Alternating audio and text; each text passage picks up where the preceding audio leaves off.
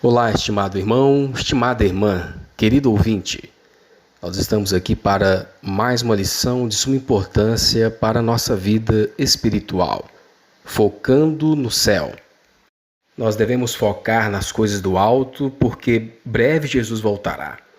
E focar nas coisas do céu, focar nas coisas do alto, significa priorizar as verdades espirituais em detrimento das preocupações mundanas. É uma orientação do apóstolo Paulo, por exemplo, em Colossenses 3, verso 2. E ele disse assim, olha, pensem nas coisas que são do alto e não nas coisas da terra.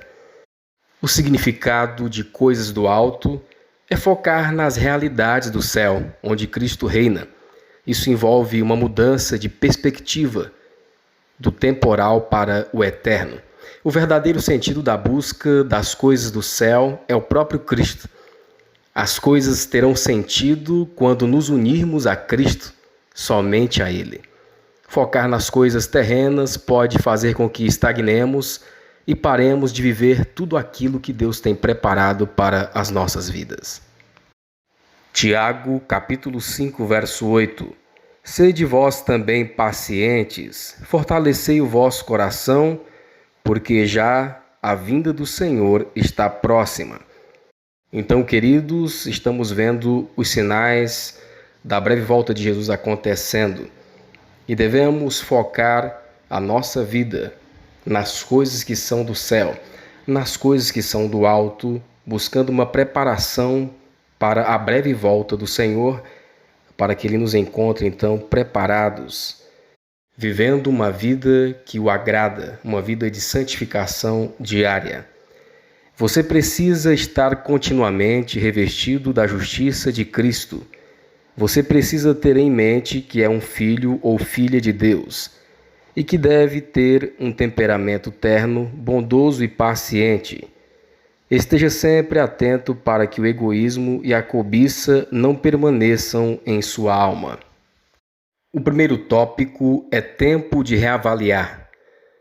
Os sinais, os acontecimentos à nossa volta nos indicam a breve volta de Jesus e então é tempo de reavaliarmos a nossa vida em vários aspectos. E nós aprendemos então no primeiro tópico com base em Isaías 31, 6 a 7, que em breve vai acontecer algo com as coisas deste mundo que o ser humano tem valorizado mais do que as coisas de Deus. A Bíblia diz que na volta de Jesus o ouro e a prata não terão mais valor e todas as riquezas deste mundo perecerão. Do que adiantará todo o egoísmo e toda a cobiça? Por causa do egoísmo e da cobiça, o ser humano inverteu os valores e deixou Deus de lado, e começaram, então, a idolatrar os bens terrestres. Isaías 31, verso 7. Porque naquele dia cada um lançará fora os seus ídolos de prata e os seus ídolos de ouro que vos fabricaram as vossas mãos para pecardes. É o uso do amor egoísta ao dinheiro que é a raiz de todos os males. A riqueza pode ser uma bênção se for vista como propriedade do Senhor, para ser não só recebida com gratidão, mas também devolvida com o mesmo sentimento ao doador. Os que escolhem apresentar desculpas para continuar em pecado e em conformidade com o mundo ficarão entregues aos ídolos.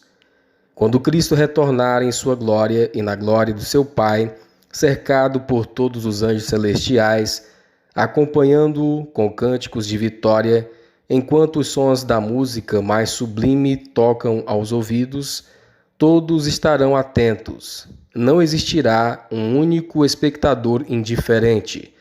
Especulações não prenderão a atenção. O ouro acumulado do avarento, que encantou seus olhos, não é mais atraente. Os palácios que os homens orgulhosos da terra construíram e que se tornaram seus ídolos são agora olhados com repulsa e desdém. Então devemos estar atentos a essas importantes advertências. O segundo tópico, antes que seja tarde demais. baseado em Oséias 4:17, Mateus 25:11 e 12. Aqueles que adiaram sua decisão de se entregarem ao Senhor e também de honrarem ao Senhor com suas posses aqui na terra, muitos ouvirão essas palavras do Senhor, palavras que são duras, né? Mateus 25:11 e 12. E depois chegaram também as outras virgens, dizendo: Senhor, Senhor, abre-nos. Ele respondendo disse: Em verdade vos digo que não vos conheço. Oséias 4:17. Efraim está entregue aos ídolos, deixa-o. Então são palavras duras, né? De condenação, porque muitos perderão a sua vida eterna por causa do amor aos bens materiais. O apego, o amor ao dinheiro e aos bens materiais sufocaram o amor a Deus e ao próximo. Mas antes que seja tarde demais, Deus está enviando então uma mensagem de advertência para que nós reavaliemos a nossa própria vida. O que temos feito com os bens que Deus nos concedeu? Estamos usando para a sua glória ou estamos usando apenas para os nossos interesses terrenos? Precisamos analisar. Tiago 5, verso 3, descreve o que ocorrerá a todos os que se apegam de forma egoísta aos bens materiais deste mundo, inclusive aqueles que afirmam crer na verdade presente. O vosso ouro e a vossa prata se enferrujaram, e a sua ferrugem dará testemunho contra vós, e comerá como fogo a vossa carne. Entesouraste para os últimos dias. Muitos estão entesourando para sua própria perdição. Estão amando mais o dinheiro, mais as posses dos bens terrenos, mas tudo isso pode ser para a sua perdição. O Senhor os convoca para investirem os próprios recursos no desenvolvimento da sua causa. Ele lhes apresentou oportunidades, mas eles se recusaram a ver as necessidades da causa e se apegam cada vez mais ao seu tesouro terreno. A obra está no fim, e em breve os recursos daqueles que se apegam às riquezas e às grandes fazendas e ao gado serão desnecessários. Os necessitados sofreram à espera de que esses meios os tivessem abençoado. Agora Deus não aceitará suas riquezas. Eia, pois, agora vós ricos.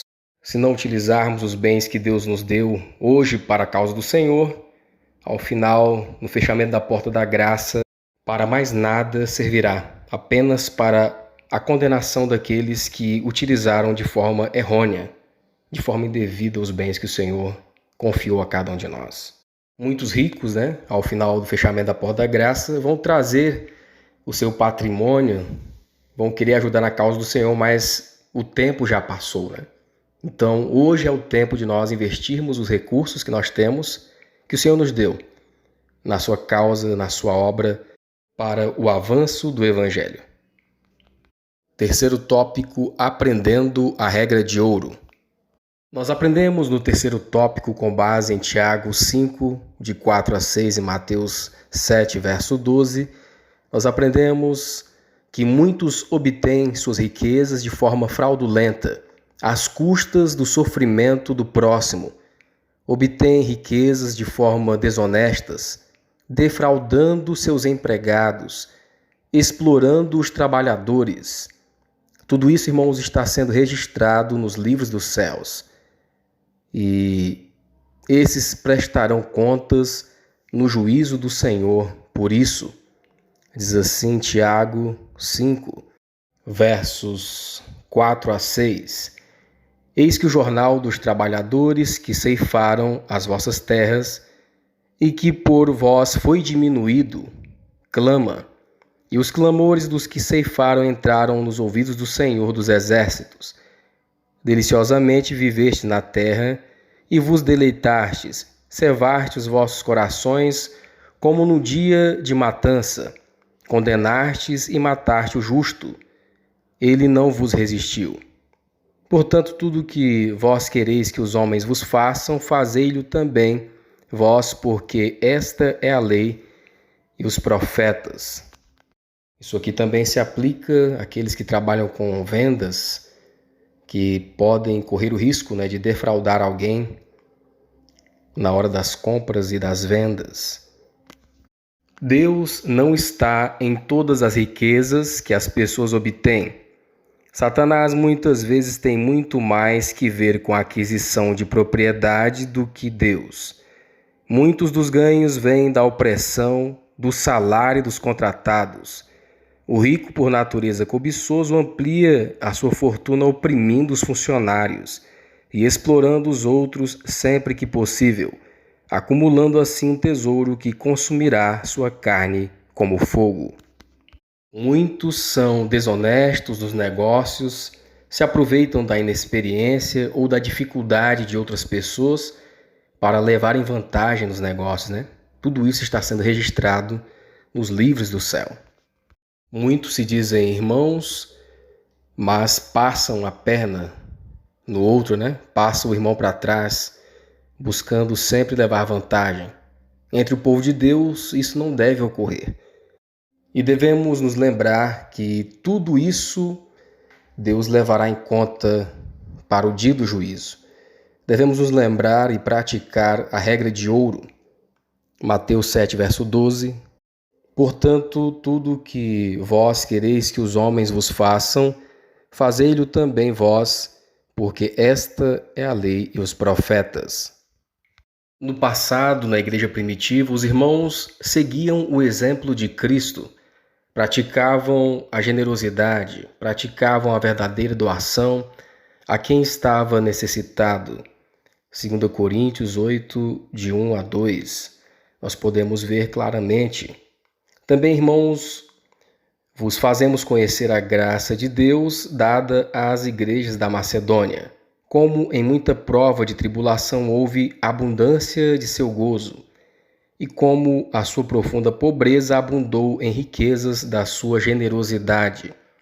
Então nós podemos ver aqui, praticavam a verdadeira doação, a verdadeira generosidade aos necessitados, mesmo com dificuldades. Os irmãos do passado, eles então praticavam a generosidade com o próximo, praticavam então a verdadeira palavra do Senhor na sua vida cotidiana. Ajudavam a causa do Senhor e também ao próximo. E como está a igreja de Deus hoje? Como está a igreja hoje? Nós podemos perguntar para nós mesmos, Como estou eu hoje? Estou praticando essa verdade bíblica? Aquelas pessoas no passado ofereciam seus recursos de maneira livre e generosa, ofereciam ao Senhor com o intuito de divulgar a verdade e contribuir para o avanço da causa divina. Quarto tópico, uma virtude essencial para hoje. A virtude essencial para hoje é a paciência. E então aqui no quarto tópico nós aprendemos que a paciência é muito importante para o desenvolvimento do nosso caráter. Somente os pacientes herdarão o céu. Somente os pacientes, aqueles que perseverarem até o fim, é que serão salvos. Sem a paciência, nós não alcançaremos as bênçãos da porção dobrada do Espírito Santo. A paciência é marca do povo de Deus nos últimos dias, Apocalipse 14, verso 12. Aqui está a paciência dos santos, aqui estão os que guardam os mandamentos de Deus e a fé em Jesus. Eis que o lavrador espera o precioso fruto da terra, aguardando-o com paciência, até que receba a chuva temporã e serôdia. Portanto, o cristão deve aguardar pacientemente pelo cumprimento da palavra de Deus em sua vida.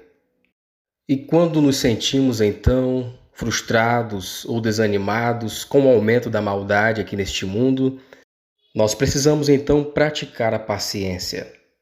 Porque a prática da paciência fortalecerá o nosso coração em Cristo. Mesmo em meio às dificuldades desse mundo, o paciente ele vai se lembrar das promessas de Deus e que existe uma esperança para o cristão. Que em breve Jesus vai voltar e que existe um novo céu e uma nova terra. Vivendo a paciência de Cristo em nós, ao final da nossa carreira, alcançaremos a salvação em Cristo Jesus. Tiago 5, verso 8, Lucas 21 e 19.